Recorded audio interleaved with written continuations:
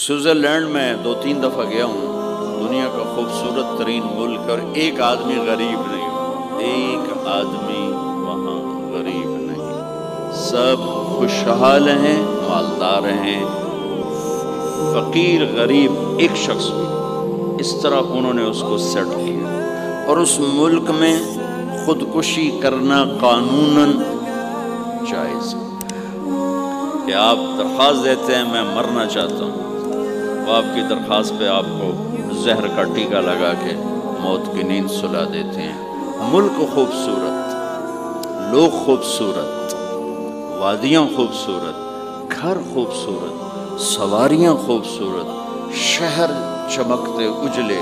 میں لیٹ آ گیا، معافی چاہتا ہوں کہ سڑکاں کوئی نہ ہیں، دریا بنے ہوئے ہیں، تو بیڑی دی لوڑ آئی، اسی گڈی تے موٹر تے چڑھ بیٹھے، تو ہمارے تو شہروں کا حال کوئی نہیں ہے، تو پھر وہ وہاں مرنے کی اجازت کیوں ہے؟ میں تو اگر مرنا چاہتے ہو آ جاؤ، ہم تمہیں زہر کا ٹیکہ لگا دیں۔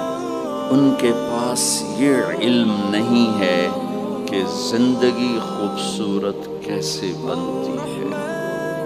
بنانے والے کے پاس یہ علم ہے جس نے ہمیں بنایا، اور اس نے اس کو ٹرانسفر کیا اپنے حبیب کی طرف، اور کسی کو نہیں دیا، وہاں سے یہ ملے گا۔ زندگی چیزوں کا نام نہیں، احساسات کا نام ہے۔ احساس پر جب چوٹ پڑتی ہے تو زندگی ویران ہو جاتی، اور احساس کو جب نشو و نما ملتی ہے تو زندگی خوبصورت ہو جاتی ہے۔ اور زندگی احساس پر چوٹ چھوٹی گاڑی سے نہیں پڑتی، برے رویوں سے پڑتی ہے۔ برے اخلاق زندگیوں کو تاریکی میں دھکیل دیتے ہیں، اور اچھے رویے اور اچھے اخلاق وہ زندگی کے اندھیروں کو اجالوں میں بدل دیتے ہیں۔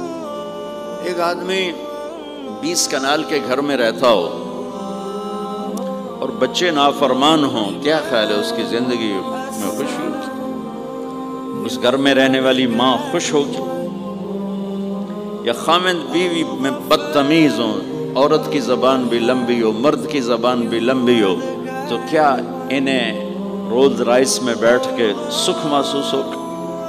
یا سونے کی پلیٹوں میں کھانا کھا کے ان کے اندر خوشی داخل ہوگی؟ بھائیوں میں سلوک نہ ہو، خامند بیوی میں سلوک نہ ہو، اولاد ماں باپ میں سلوک نہ ہو، پڑوسی میں سلوک نہ ہو، جنگل بن جاتا۔